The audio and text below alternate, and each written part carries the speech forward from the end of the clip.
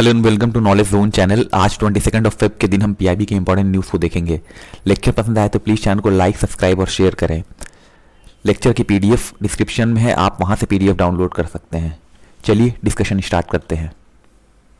पहली न्यूज़ है webinar on international mothers language day के बारे में। कॉन्टेक्स्ट देख लेते हैं। देखिए, एम वेंकैया नायडू जी जो कि हमारे वाइस प्रेसिडेंट हैं, उन्होंने इनॉग्रेट किया है एक वेबिनार को on the occasion of international mothers language day के अवसर पर। तो ये वेबिनार जो है वो फॉस्टर करता है कि किस तरह से मल्टीलिंगुअलिज्म को इंक्लूड किया जाए एजुकेशन और सोसाइटी के अंदर। तो यहाँ पर इस वेबिनार को ऑर्गेनाइज किया गया है jointly by ministry of education, ministry of culture और IGNCA के द्वारा। फर्दर यहाँ पर वाइस प्रेसिडेंट ने इंटरनेशनल वर्चुअल कैलीग्राफी एग्जीबिशन को भी इनॉग्रेट किया है। डिटेल्स देख लेते हैं। देखिए, वेंकैया नायडू जी ने यहाँ पर कहा कि जो मदर टंग है उसको प्राइमरी मीडियम के तौर पे हमें यूज करना चाहिए एटलीस्ट क्लास 5 तक के बच्चों के लिए। अगर उनको इंस्ट्रक्शन देना है तो उनकी जो मदर टंग है उसमें ही उनको इंस्ट्रक्शन मिलना चाहिए, ऐसा उन्होंने कहा है। और उन्होंने सजेस्ट किया है कि अगर कोई बच्चा है, अगर वो अपने घर में हिंदी बोलता है या इंग्लिश बोलता है और उसको स्कूल में उस लैंग्वेज में ना समझाया जाए तो हम उसकी जो कैपेबिलिटी है उसको पूरी तरह से इन्हेंस नहीं कर सकते हैं और जो भी उसकी क्रिएटिविटी है वो सामने नहीं निकल के आ सकेगी। तो उसकी जो प्राइमरी एजुकेशन होनी चाहिए वो एटलीस्ट उसके मदर टंग के अंदर होनी चाहिए, जो लैंग्वेज वो अपने घर पे बोलता है। तो इससे क्या होगा कि एक जो बच्चा है उसके अंदर के कॉन्फिडेंस बूस्ट होगा और उसकी क्रिएटिविटी भी सामने निकल के आएगी। फर्दर उन्होंने एम्फेसाइज किया कि जो मदर टंग है उसको प्राइमरी एजुकेशन में यूज करना काफी महत्वपूर्ण है। इसके अलावा जो अदर हाईलाइटेड एरिया है like use of local language in administration, court proceeding और जो जजमेंट डिलीवरी होती है वो भी लोकल लैंग्वेज के अंदर होनी चाहिए। उन्होंने कहा कि हमें जो इंडिजीनियस लैंग्वेज है उसकी यूज को ग्रेजुअली इंक्रीज करना होगा हायर और टेक्निकल एजुकेशन के अंदर। फर्दर उन्होंने कहा कि देखिए, हमारी जो कंट्री है उसके अंदर 100 ऑफ लैंग्वेज जो है वो एक साथ एग्जिस्ट करते हैं एंशिएंट सिविलाइजेशन से।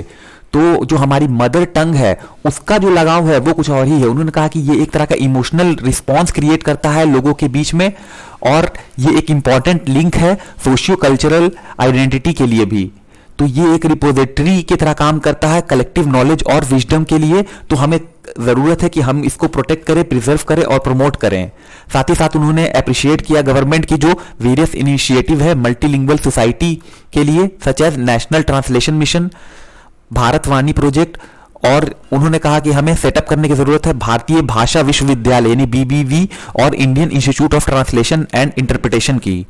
तो ये इसके बारे में सारी डिटेल्स थी।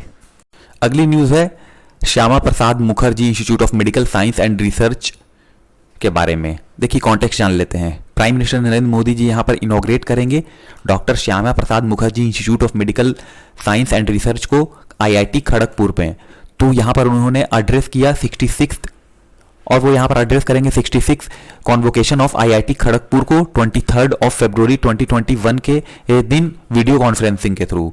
तो इस अवसर पे जो गवर्नर हैं वेस्ट बंगाल के, इसके अलावा union education minister, union minister of state for education, तो ये भी इस ओकेजन पे यहाँ पर प्रेजेंट होंगे।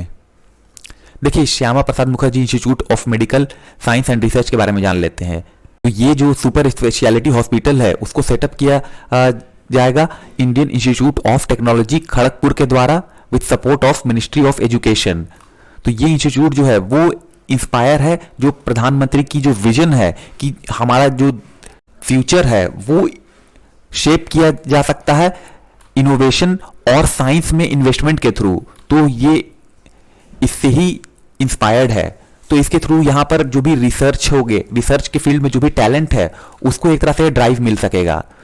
तो हम कह सकते हैं कि ये जो हॉस्पिटल है वो फ्यूजन है टेक्नोलॉजी और हेल्थ केयर के बीच का। साथ ही साथ जो IIT खड़गपुर की जो लेगेसी है in health care technology product के डेवलपमेंट में, तो उसको भी ये कैरी आउट करेगा। फर्दर ये जो हॉस्पिटल है वो फोकस करेगा रोबस्ट बायोमेडिकल, क्लिनिकल और ट्रांसलेशनल रिसर्च पे। इसके अलावा development of remote diagnostics, telemedicine, tele radiology, इसके साथ साथ यहाँ पर जो भी रिसर्च है ड्रग डिजाइन और डिलीवरी में उस पर भी फोकस करेगा। साथ ही साथ ये जो MBBS प्रोग्राम है उसका एक्सपेक्टेशन है कि ये स्टार्ट हो जाएगी एकेडमिक ईयर 2021 से 2022 के बीच में, in addition to the post graduate और डॉक्टोरल प्रोग्राम्स, यानी कि इसके अंदर पोस्ट ग्रेजुएट और डॉक्टोरल प्रोग्राम भी इंक्लूड होंगे।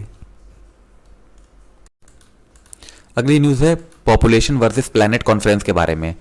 देखिए, union minister for health and family welfare उन्होंने पार्टिसिपेट किया वाईऑन और जी media population versus planet conference में, जो कि पार्ट है ईयर लॉन्ग कैंपेन जिसका नाम है मिशन सस्टेनेबिलिटी, यानी कि पॉपुलेशन वर्सेस प्लैनेट। तो कुछ की हाइलाइट्स है इस कॉन्फ्रेंस के, उसको जान लेते हैं। देखिए, वर्ल्ड की जो पॉपुलेशन है वो इंक्रीज हुई है 1 बिलियन से in the year 1800 to 7.8 billion. तो ये काफी ज्यादा इंक्रीज देखने को मिली है। इवन दो इंडिया की जो पॉपुलेशन है वो भी इंक्रीज हुई है 36 करोड़ से 1951 में, यानी कि इंडिया की जो पॉपुलेशन थी 1951 में वो 36 करोड़ थी और वो इंक्रीज होके 121 करोड़ हो चुकी है 2011 तक का जो डेटा देखा गया है उसके अंदर। तो काफी यहां पर सिग्निफिकेंट डिक्लाइन देखने को मिला है फर्टिलिटी और मोर्टेलिटी में। फर्दर जो क्रूड बर्थ रेट है उसको रिकॉर्ड किया गया है 40.8 पर 1000 इन 1951, जिसमें भी यहां पर डिक्लाइन देखने को मिला है 20 का 2018 तक, यानी कि ये जो 40.8 थी क्रूड बर्थ रेट वो अब 20 हो गई है। इसके अलावा जो टोटल फर्टिलिटी रेट है उसमें भी डिक्लाइन देखने को मिला है, जो कि 6.1 थी 1951 में और वो घट करके 2.2 हो गई है 2015 से 16 तक का जो डेटा है उसके अकॉर्डिंग। फर्दर जो डेथ रेट है इंडिया में वो भी डिक्लाइन किया है, इसकी संख्या 7 थी 2012 में और अब 6.8 यहां पर है 2018 तक का जो डेटा दिखाया गया है उसके अंदर। फर्दर जो पॉपुलेशन प्रोजेक्शन है फॉर इंडिया एंड स्टेट्स वो 2011 से 2036 है, तो इसको रिलीज किया गया है 2020 में in the month of July, जो इंडिकेट करता है कि टोटल फर्टिलिटी रेट जो है वो एक्सपेक्ट किया जा रहा है कि डिक्लाइन करेगी from 2.37 during 2011 to 15 to 1.73 during 2031 से 2035 तक, यानी कि इसमें एक डिक्लाइन देखने को मिल सकता है, ऐसा एक्सपेक्ट किया जा रहा है फर्टिलिटी रेट में। इसके अलावा जो यूथ पॉपुलेशन है in the age group of 15 to 24 उसके अंदर भी यहां पर डिक्लाइन देखने को मिल सकता है। 233 मिलियन इस पहले थी 2011 में और ये घट करके 2036 तक 227 मिलियन तक हो जाएगी, ऐसा प्रोजेक्ट किया गया है। फर्दर जो वर्किंग एज पॉपुलेशन है उसका प्रोपोर्शन भी यहां पर कहा जा रहा है कि इंक्रीज करेगा 6.1% से, फ्रॉम 6.1% जो कि 6.1% था 2011 में और वो 65% हो जाएगा, यानी कि 4% की इंक्रीमेंट हो जाएगी 2036 तक जो प्रोपोर्शन है वर्किंग एज पॉपुलेशन का। फर्दर इंडिया जो है वो 12 मिलियन पीपल जो है वो ऐड कर रहा है वर्किंग एज पॉपुलेशन में हर साल, तो काफी बड़ा डेटा है ये। अगली न्यूज है centre for DNA fingerprinting and diagnostic यानी CDFD के बारे में।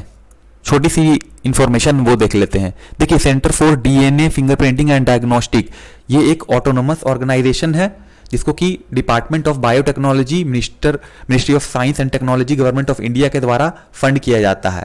इसको स्टैब्लिश किया गया था 1990 में और इसकी लोकेशन है हैदराबाद के तेलंगाना में। तो ये एक छोटी सी इंफॉर्मेशन थी। तो आज के लिए बस इतना ही। Thank you very much for listening.